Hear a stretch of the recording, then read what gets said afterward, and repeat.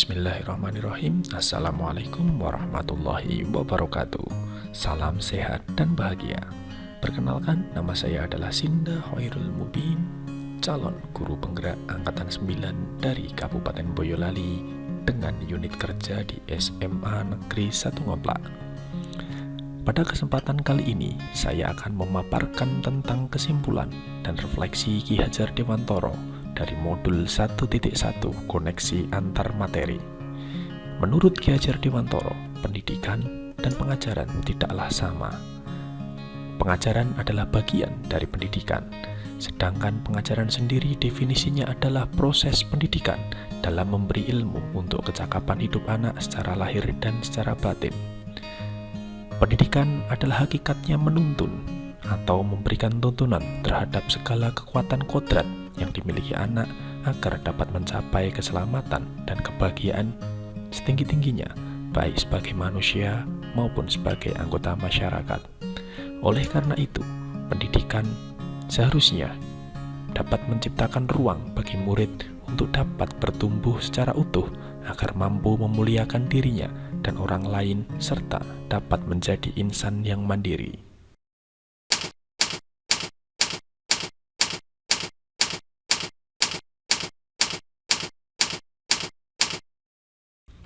Sebelum mempelajari modul 1.1, yang saya percayai tentang murid dan pembelajaran adalah sebagai berikut. Yang pertama, saya menganggap murid saya layaknya kertas kosong, sehingga tugas saya sebagai guru adalah untuk mengisi serta membentuk kertas kosong tersebut. Yang kedua, menganggap semua murid memiliki kebutuhan belajar yang sama. Saya tidak pernah mempertimbangkan karakteristik anak yang berbeda-beda dari setiap individu satu maupun individu yang lain. Yang ketiga, pembelajaran hanyalah transfer ilmu semata, sehingga saya hanya berfokus pada penyampaian materi dikarenakan banyaknya materi yang harus dapat tersampaikan. Yang keempat, pembelajaran lebih berpusat kepada guru, di mana guru lebih dominan dalam pembelajaran, serta guru sebagai sumber utama ilmu yang ada, dan kemudian saya menempatkan murid saya sebagai objek pembelajaran. Yang kelima, kesuksesan pembelajaran itu hanya ditentukan dari banyak atau sedikitnya murid yang dapat mencapai KKTP. Semakin banyak murid yang dapat mencapai KKTP, maka dapat dikatakan pembelajaran sudah sukses. Begitu juga sebaliknya. Yang keenam, kurang bervariasinya media dan sumber belajar anak, dan pembelajaran anak hanya di kelas, sehingga sangat kurang berinteraksi dengan alam yang ada di sekitar mereka.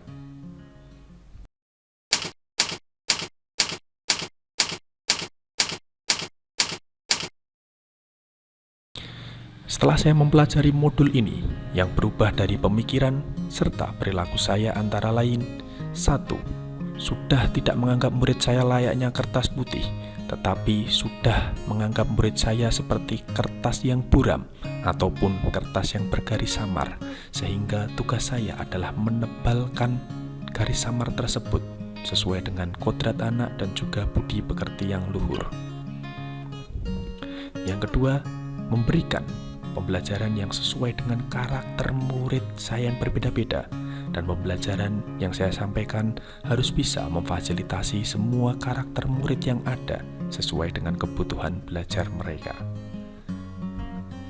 Yang ketiga, pembelajaran bukan hanya semata-mata transfer ilmu saja, melainkan juga harus melakukan proses pembelajaran secara menyeluruh, bukan hanya ranah kognitif saja, tapi juga afektif, psikomotor, spiritual, dan sosial serta budaya.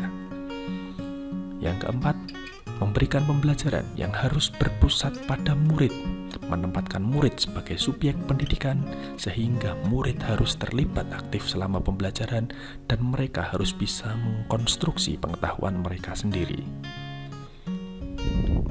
Yang kelima, pembelajaran tidak hanya melulu terfokus pada ketercapaian KKTP semata, tetapi juga harus bisa mengasah membekali anak dengan budi pekerti yang luhur. Yang keenam, menambah sumber belajar, serta mengajak anak untuk selalu berinteraksi dengan alam yang ada di sekitar mereka.